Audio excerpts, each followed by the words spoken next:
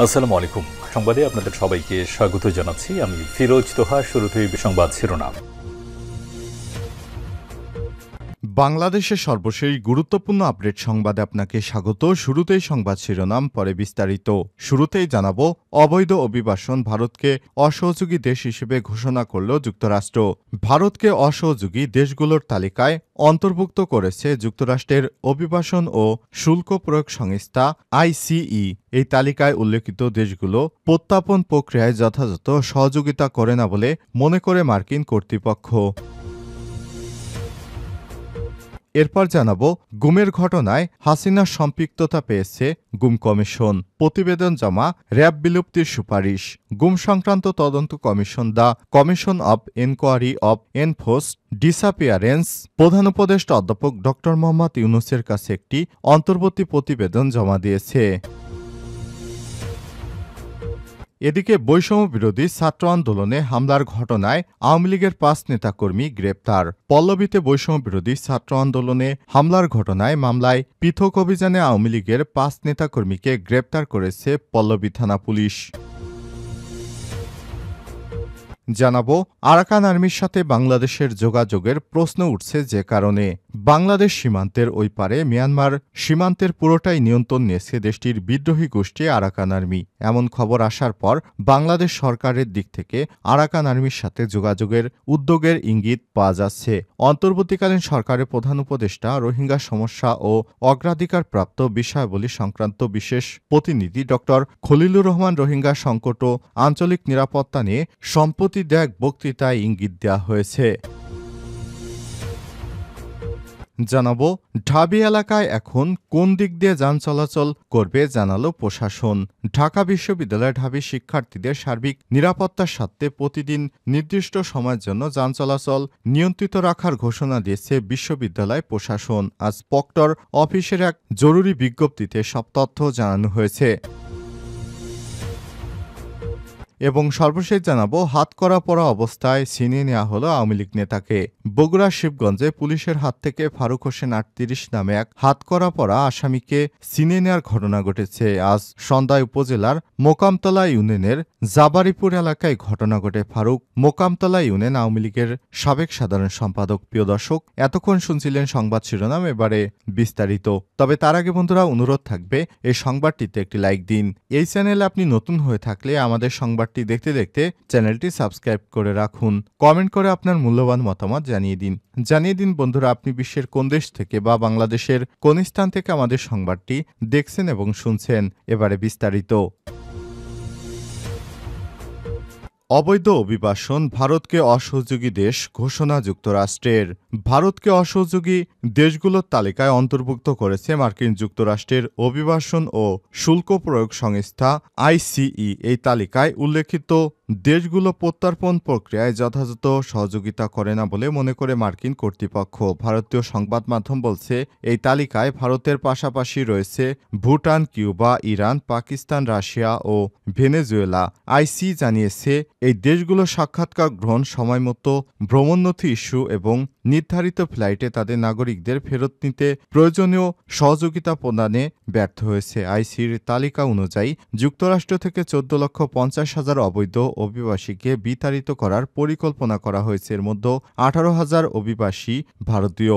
সাম্প্রতিক বছরগুলোতে প্রায় 90,000 ভারতীয়কে যুক্তরাষ্ট্রে অবৈধভাবে প্রবেশের চেষ্টাকালে আটক করা হয়েছে। এদের অধিকাংশই পাঞ্জাব, গুজরাট ও ভারতের অন্ধ্র প্রদেশের বাসিন্দা। অবৈধ অনেক ভারতীয় অভিবাসী যুক্তরাষ্ট্রে তাদের অবস্থান বৈধ করার চেষ্টা করলেও প্রক্রিয়াটি বেশ সময় সাপেক্ষ এবং জটিল। বৈধতার আবেদনের সাধারণ 2-3 বছর সময় লেগে যায়। তবে যুক্তরাষ্ট্রে অবৈধ অভিবাসী সংখ্যা ভারতের উপরে রয়েছে 12টি দেশ। এই তালিকায় 2,61,000 অবৈধ অভিবাসী নিয়ে শীর্ষে রয়েছে হন্ডুরাস। এরপর গুয়েতেমালা রয়েছে 2,53,000 অবৈধ অভিবাসী। এশিয়ার মধ্যে 37,908 জন অভিবাসী নিয়ে শীর্ষে অবস্থান করছে চীন, আর ভারতের অবস্থান 13তম। গুমের ঘটনায় হাসিনার সম্পৃক্ততা পেয়েছে কমিশন, র্যাব বিলুপ্তির সুপারিশ। গুম সংক্রান্ত তদন্ত commission the commission of enquiry of enforced disappearance প্রধান উপদেষ্টা অধ্যাপক ডক্টর মোহাম্মদ ইউনূসের কাছে একটি অন্তর্বর্তী প্রতিবেদন জমা দিয়েছে। শনিবার ১৪ ডিসেম্বর বিকাল ৫টায় রাষ্ট্রীয় অতিথি ভবন যমুনায় গুম সংক্রান্ত তদন্ত কমিশন সদস্যরা প্রধান উপদেষ্টার কাছে এই প্রতিবেদন জমা দেয়। আনফোল্ডিং দ্য ট্রুথ শিরোনামে জমা দেয়া রিপোর্টে কমিশন সদস্যরা এ পর্যন্ত প্রাপ্ত ১,৬৭৬টি অভিযোগের মধ্যে ৭৫৮ জনের অভিযোগ যাচাই বাছাই করেন বলে জানান।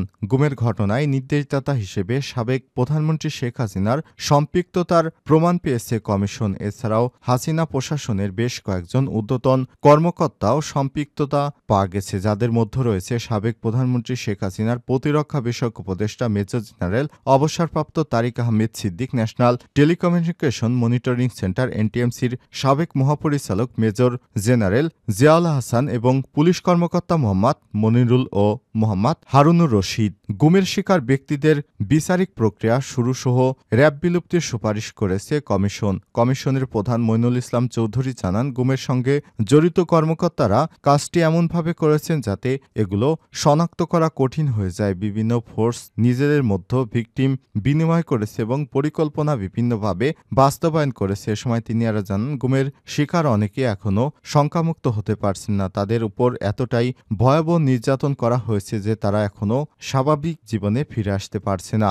এখনও তারা ট্রমায় ভুগছেন। প্রধান উপদেষ্টা তার সর্বশেষ বক্তব্য, গুমের শিকার ব্যক্তিদের সুরক্ষা, কঠিন বিচারের আশ্বাস দেওয়ার পর রিপোর্টের সংখ্যা অনেক বেড়েছে উল্লেখ করে কমিশন সদস্যরা অধ্যাপক ডক্টর মোহাম্মদ ইউনূসকে আয়নাঘর পরিদর্শনের অনুরোধ জানান। তারা বলেন, আপনি আয়নাঘর পরিদর্শন করলে ভিকটিমরা অভয় পেতে পারে। প্রধান উপদেষ্টা তাদের এই অনুরোধে সম্মতি দিয়ে জানায়, স্বল্প সময়ের মধ্যে তিনি জয়েন্ট ইন্টারগেশন সেল বা আয়নাঘর নামে পরিচিত যেগুলো পেয়েছে সেগুলো দেখতে যাবেন, সঙ্গে মিডিয়া থাকবে। তিনি কমিশন সদস্যদের তাদের অন্তর্বর্তী প্রতিবেদনের জন্য ধন্যবাদ জানান এবং কাজটি এগিয়ে নেওয়ার ক্ষেত্রে প্রয়োজনীয় সব সহযোগিতার আশ্বাস দেন।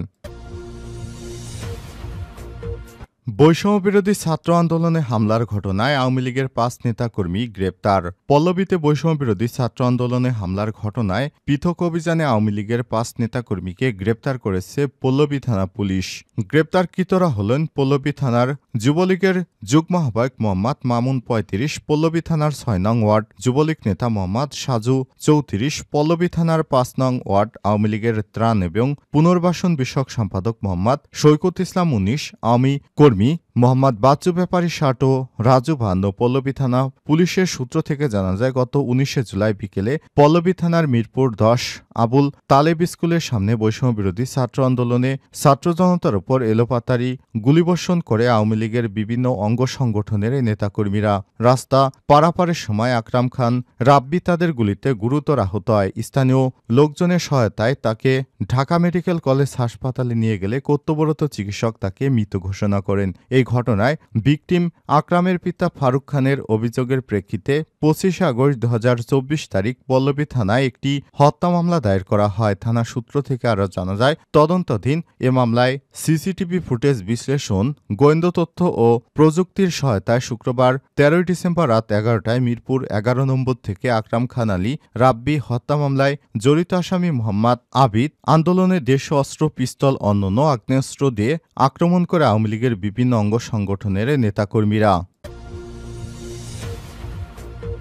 আরাকান আর্মির সাথে বাংলাদেশের যোগাযোগের প্রশ্ন উঠছে, যে কারণে বাংলাদেশ সীমান্তের ওই পারে মিয়ানমার সীমান্তের পুরোটাই নিয়ন্ত্রণ করছে দেশটির বিদ্রোহী গোষ্ঠী আরাকান আর্মি। এমন খবর আসার পর বাংলাদেশ সরকারের দিক থেকে আরাকান আর্মির সাথে যোগাযোগের উদ্যোগের ইঙ্গিত পাওয়া যাচ্ছে। অন্তর্বর্তীকালীন সরকারের প্রধান উপদেষ্টা রোহিঙ্গা সমস্যা ও অগ্রাধিকারপ্রাপ্ত বিষয়াবলী সংক্রান্ত বিশেষ প্রতিনিধি ড খলিলুর রহমান রোহিঙ্গা সংকট ও আঞ্চলিক নিরাপত্তা নিয়ে সম্প্রতি দেয়া এক বক্তৃতায় ইঙ্গিত দেওয়া হয়েছে। শনিবার ১৪ ডিসেম্বর ড খলিলুর রহমান বিবিসি বাংলাকে বলেছে, আরাকানে পরিস্থিতিও তারা গভীরভাবে পর্যবেক্ষণ করছে এবং পরিস্থিতি অনুযায়ী আরাকান আর্মির সাথে যোগাযোগ করা হবে কিনা তা নিয়ে সুচিন্তিত পদক্ষেপ নেওয়া হবে। এদিকে মিয়ানমার বিষয়ক গবেষণা লেখক আলতাফ পারভেজ বলেছেন, আরাকানে এখন যে পরিস্থিতি তাতে সীমান্ত ব্যবস্থাপনা, নিরাপত্তা ও বাণিজ্যের স্বার্থে আরাকান আর্মির সাথে যোগাযোগ জরুরি হয়ে পড়েছে। তবে এর ভিন্ন মত পোষণ করেছে অনেকেই। নিরাপত্তা বিশ্লেষক মেজর